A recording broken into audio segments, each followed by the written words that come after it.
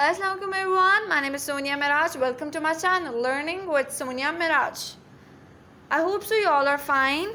First of all, I want to say hi again to all of you, and let's talk about our topic, The Nightingale and the Rose, that is written by the Oscar Wilde. So let's see the picture of the Oscar Wilde, that how he looks like. He was an Irish poet and playwright. After writing a different form throughout the 1880s, he became most popular playwright in London in 1890. So, let's talk about the Nightingale and the Rose. हमने बात करनी है Nightingale and the रोज के ऊपर, और हम देखते हैं कि जो नाइटिंगेल है वो बैठी हुई है ऑक ट्री के ऊपर, ठीक है, और वो सुनती है स्टूडेंट को क्या करते हुए, मॉर्नफुली, मतलब मातम करते हुए, किसके ऊपर, अपने लव के ऊपर क्या कर रहा होता है। वो कह रहा होता है कि यार she will not going to dance with me unless I am going to bring the red rose for हर।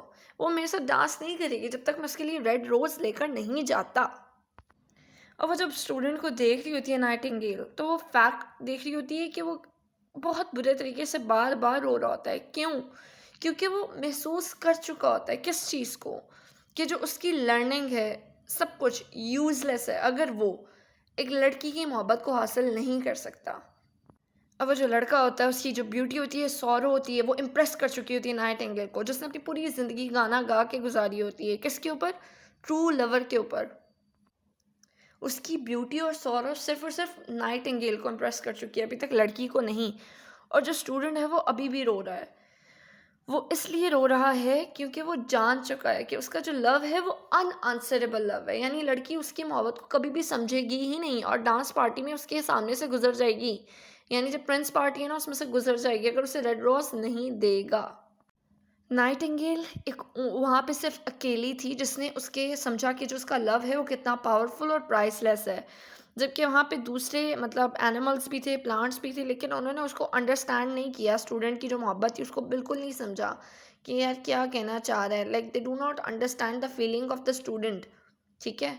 लेकिन सिर्फ नाइटिंगेल ही थी जो समझी थी उस टाइम कि क्यों स्टूडेंट रो रहा है, why the student is crying. Only the nightingale was able to understand the concept.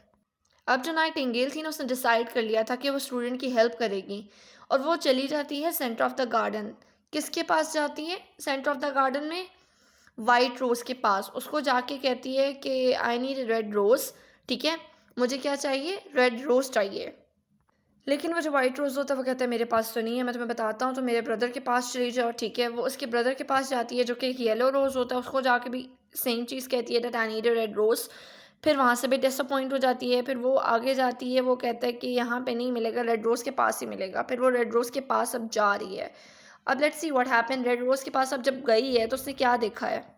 Red rose से कहती है हाँ भाई मैं रेड रोज़ दे सकती हूँ, लेकिन मैं ग्रो नहीं कर सकती रेड रोज़ को विंटर के अंदर।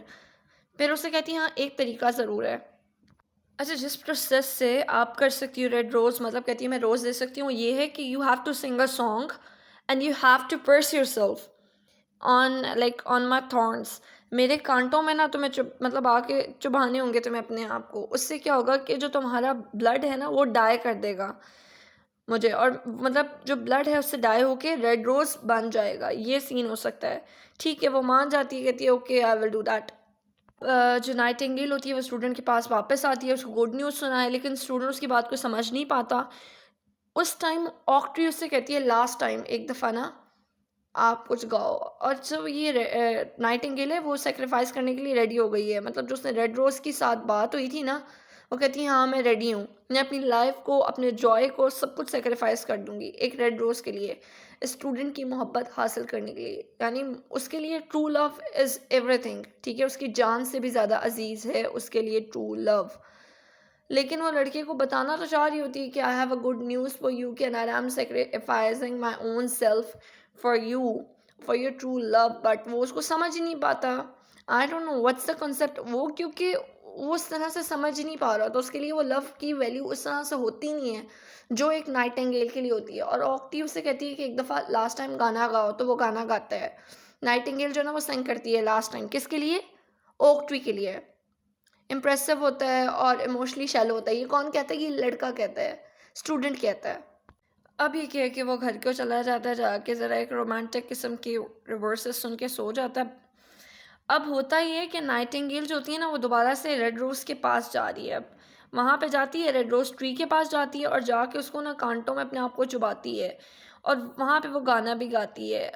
पहली टाइम ना मतलब मून जो होता है ना, चाँद, वो भी उसको सुन रहा होता है, तो वो क्या गा रही होती है, sing about the young love. Like पहला गाना वो यंग लव के अबाउट गाती है। इसमें होता क्या है कि पेटल्स जो होते हैं ना अपेयर हो जाते हैं, ठीक है, ट्री के ऊपर पेटल्स आ जाते हैं। जो सेकेंड सॉन्ग होता है, नाइटिंगेल जो होती है दोबारा से अपने आप को प्रेस करती है फर्दर थॉर्न्स के ऊपर, और सेकेंड टाइम जो गाना गाती है ना, इट्स गाती, वो है मेच्योर रोमांटिक लव के बारे में। जब वो मेच्योर रोमांटिक लव के बारे में गाती है, जो रोज़ होते हैं ना वो पिंक होना शुरू हो जाते हैं, ठीक है, मतलब उसके बाद दोबारा वो इनकरेज करती है अपने आप को, कि रोज़ ट्रीज को इनकरेज करती है कि यार तुम्हें थोड़ा सा और अपने आप को क्लोज़र प्रेस करना होगा लास्ट टाइम ना। इस टाइम वो सेक्रीफाइस अनडाइंग लव इसके ऊपर सेंड करती है। और ये जो नाइटिंगेल है ना, अब सेक्रीफाइस और अनडाइंग लव के ऊपर जब गा रही होती है तो क्या हो रहा होता है, नेचर उसको सुन रही होती है। और इस टाइम उसका ये लास्ट सॉन्ग होता है सेक्रीफाइस अनडाइंग लव के ऊपर, और जो रोज़ है वो रेड हो चुका है। ये रोज़ ट्री उसको बताना चाह रही होती है कि देखो रोज़ रेड हो चुका है, it's such a successful moment for you. तो उसको पता क्या चलता है कि नाइटिंगेल जो है अब वो नहीं रही, शी इज़ नो मोर, मतलब वो मर चुकी होती है। यहाँ पे बहुत सैड मोमेंट होती है। कुछ घंटों के बाद जब लड़का उठता है और देखता है अपनी विंडो के बाहर, तो उससे क्या नज़र आता है, रेड रोज़, और बहुत खुश हो जाता है। फिर वो रेड रोज़ उतार के ले जाता है लड़की के पास, ठीक है, उसके फादर्स के हाउस, उसके जो फादर होते हैं ना उसके घर ले जाता है। और फिर जाके सोचता है उसको मैं रेड रोज़ दूंगा, she will be like dance with me and she will be happy and I will get her love. तो जो उसके फादर हैं वो प्रोफेसर हैं, ठीक है, उसके घर अब वो जा चुका है। अब जो लड़की है वो बाहर बैठी होती है, स्पिनिंग सिल्क पहना होता है उसने, और स्टूडेंट उसको कहता है, फ्लावर कहता है लो, और मतलब इवनिंग पे ना तुम ये पहन के आना पार्टी पे। अब वो जो लड़की है वो उसको ऑब्जेक्ट कर रही होती है that rose does not match with her dress.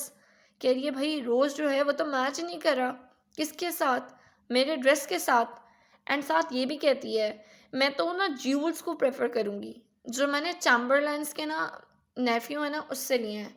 Dress के साथ मैच नहीं कर रहा रोज़, तो why should I have to wear, I will definitely gonna wear the jewels which I had recently received from the Chamberlands nephew, ठीक है। वो ये कहती है, तो जब स्टूडेंट ये देखता है तो उसको बहुत गुस्सा आता है इस बात पे ना, कहता है कि तुम बहुत ना शुक्रिया, यू आर सच अनग्रेटफुल। और फिर जो रोज़ होता है वहाँ पे फेंक देता है स्ट्रीट पे और चला जाता है वहाँ से। इस पे स्टूडेंट को रिप्लाई लड़की कहती है तुम भी बहुत रूड हो, ठीक है।